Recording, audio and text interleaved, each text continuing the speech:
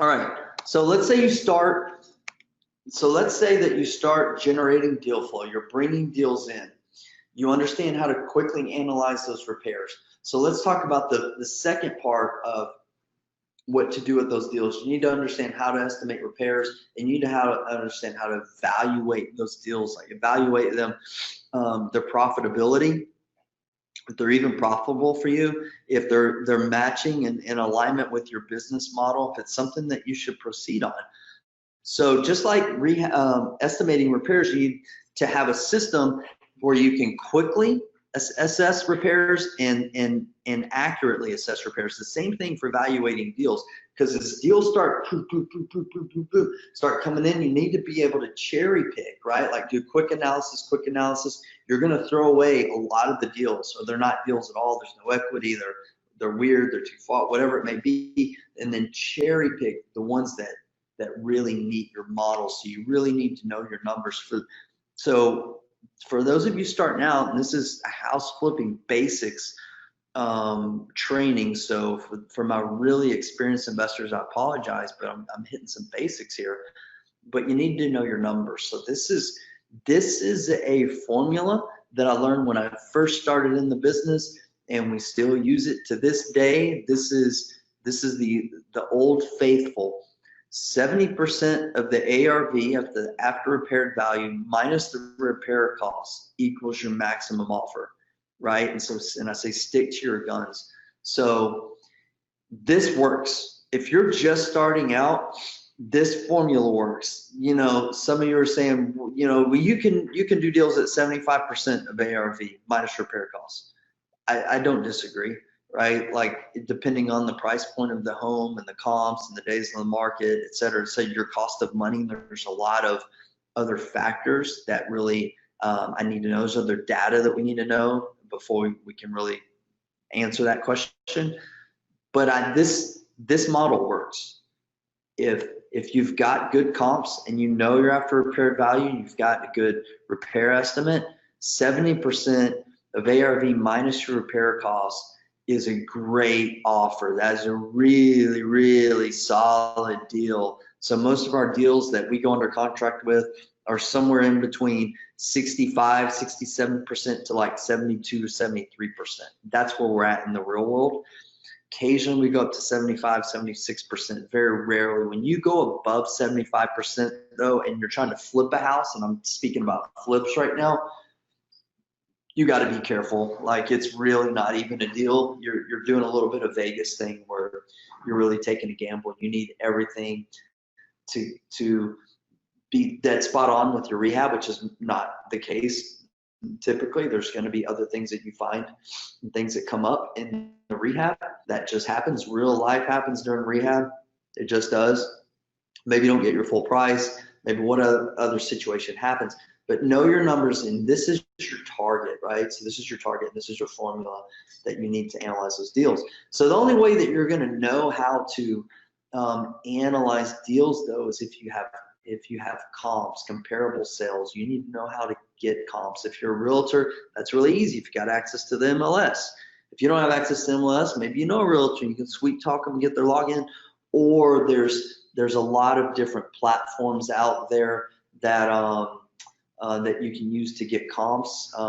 There's one that I endorse. They're actually a vendor at our networking event. It's called Real Estate IQ. Quick plug for them. I get nothing from it. It's Real Estate IQ. But there's other options out there. But here's what I want to share with you is that you have to have good data, right? You have to have comps, comparable, equal or similar properties that have sold recently. So like stop trying to pull comps from tax records or what's for sale in the market right now or on Zillow or any of this kind of stuff. Like you have to have good data. Part of being a successful real estate investor is having good data and good access to data so that you can make an informed decision, right? This is not guessing. And we're going to talk about raising money a little bit. Like you have really a duty, right, to do the proper due diligence to make sure that when you're moving forward on an investment, that your numbers are good. Because if you're trash in, trash out, right? Like, so if you've got bad numbers into your formula, you're just guessing, guess what the result of that is going to be. But if you've got good data and good numbers going into your formula and you know how to get that information, guess what you're typically going to have? Like, you're going to have good numbers, good results. So don't determine your value from tax records, pending sales, dissimilar homes. You need similar homes, and nor do you want to base the value of your home for houses that are for sale on the market. We need sold houses. What is accurate and similar? We're looking for something that's similar square feet, within 5 to 10%.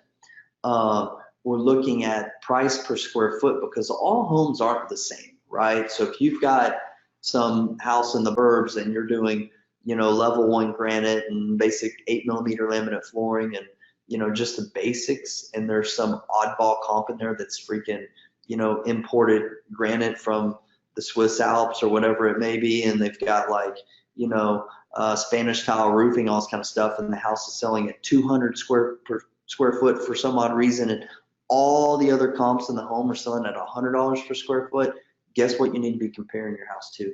The similar comps that have sold in that price per square foot. Age of construction, like similar homes, guys, like don't veer too far from something that's dissimilar to yours. The features, the number of bedrooms, baths, lot sizes. Occasionally we do buy some houses in rural areas, and in a rural area, if you've got a half of an acre compared to 5 acres, guess what? Those aren't similar. There's a lot of value in land, right? So make sure that you're taking those things into consideration. Pools, decks, lakeside view, blah, blah, blah, all that kind of stuff. Like, make sure you take a look at that. Pools, that people always want to talk about, like, do pools increase value? Here's the thing with pools.